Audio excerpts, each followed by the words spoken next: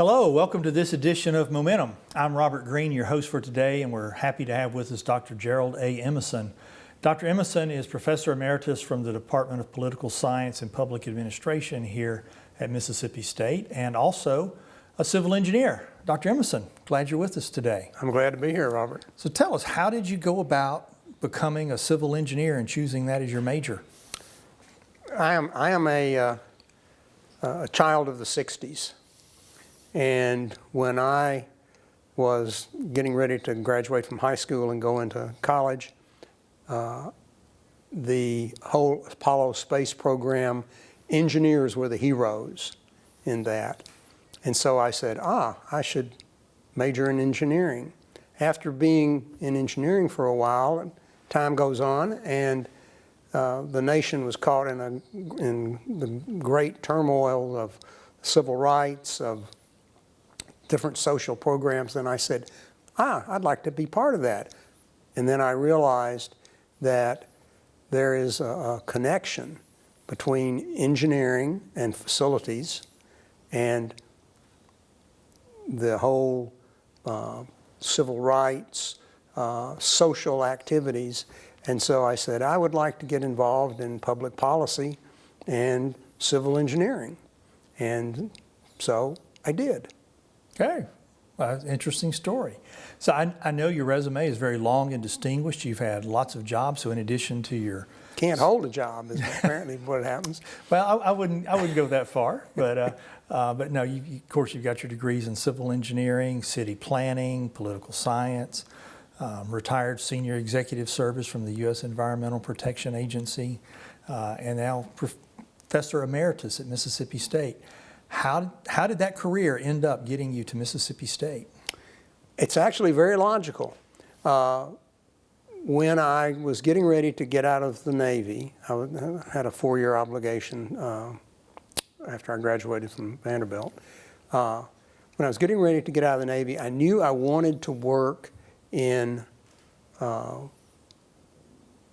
some area that affected society.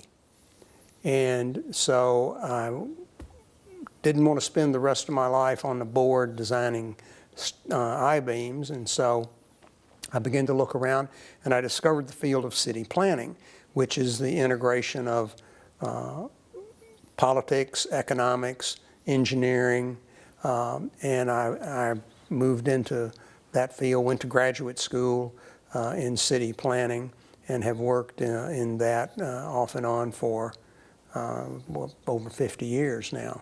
And the key that I think about it is, if you're going to deal with public issues, you have to have something more than just an opinion.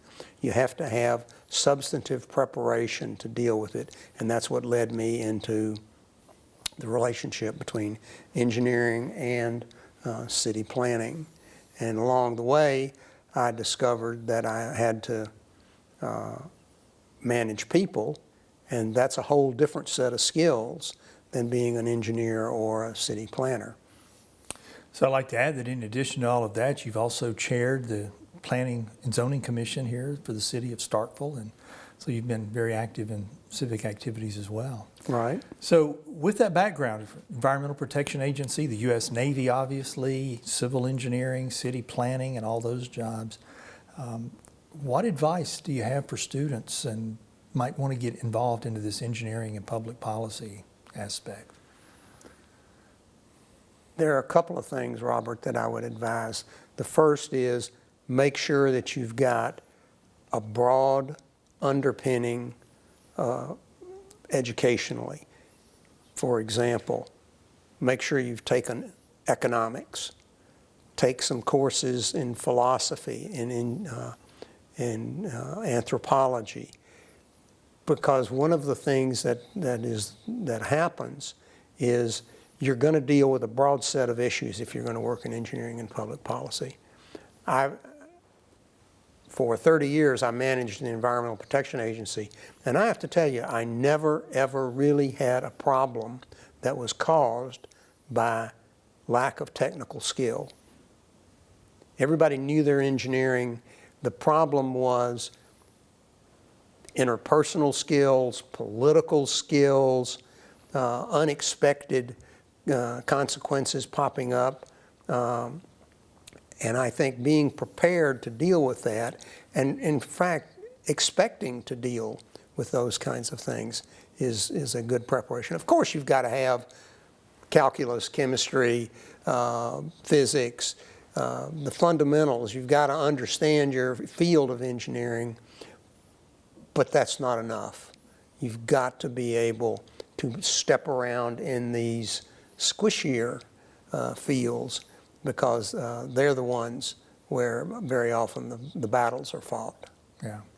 So you also earned several of your advanced degrees later in life. It was not sort of a, here's my bachelor's, I'm going straight to graduate school. So for our audience, what brought you to do that? What advice do you have for students who may be thinking about that? What challenges did you have coming back later? I found, Robert, that it was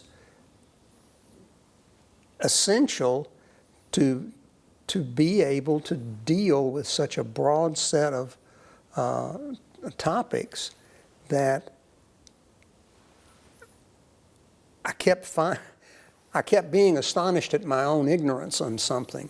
And I said, I should really look into this more. And I began to take courses in management, for example, and decided, well, I'm halfway to I was going to school at night, working for EPA in the day, going to school at night.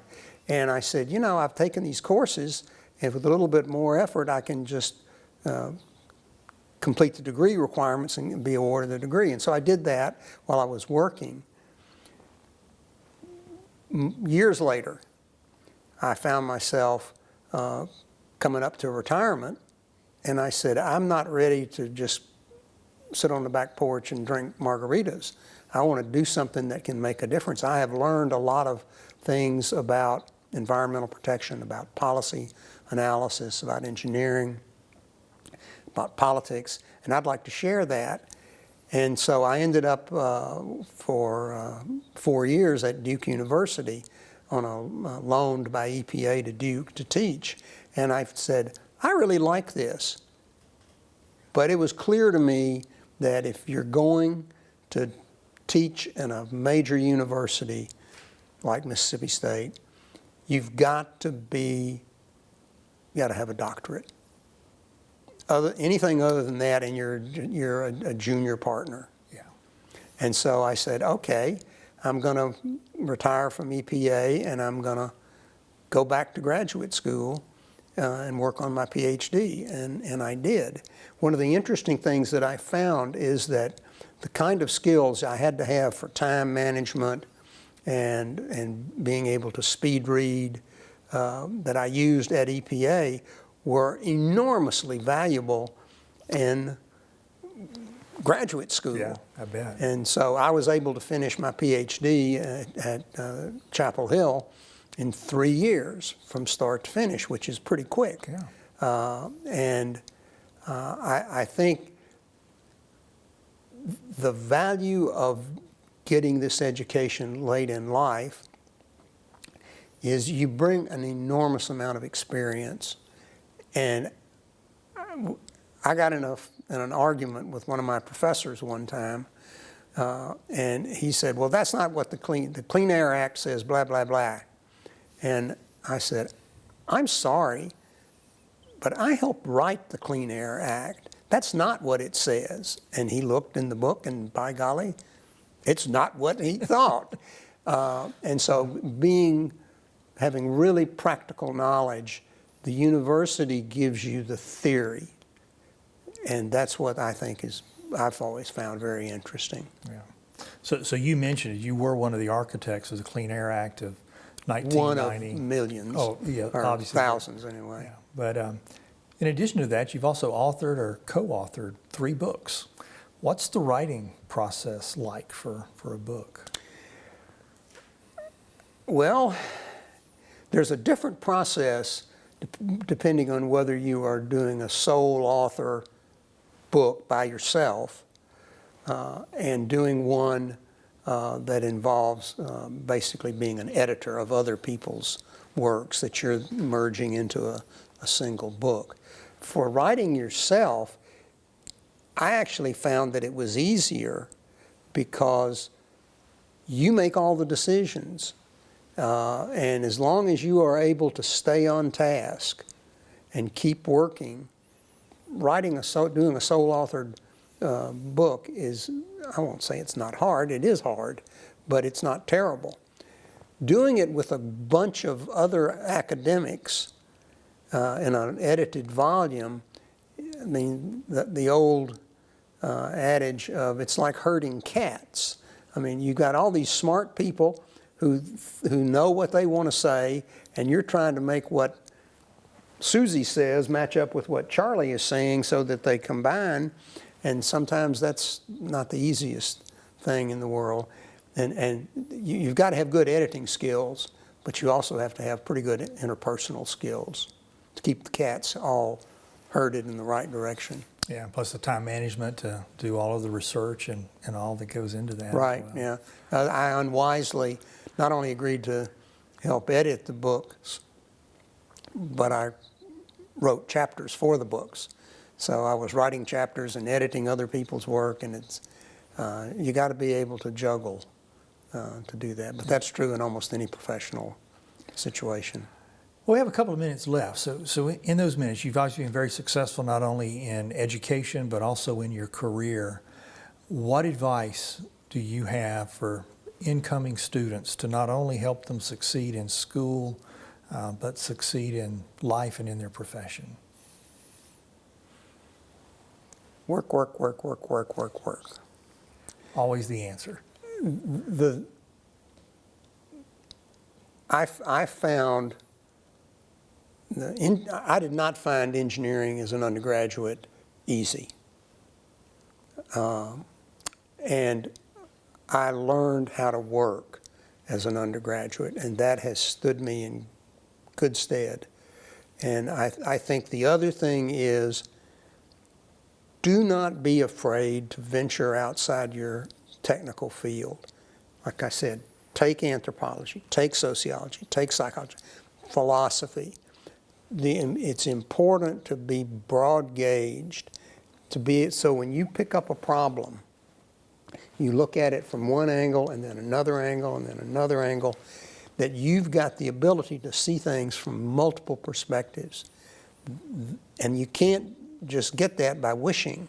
You have to take courses, you have to have bull sessions with your buddies and talk about different issues.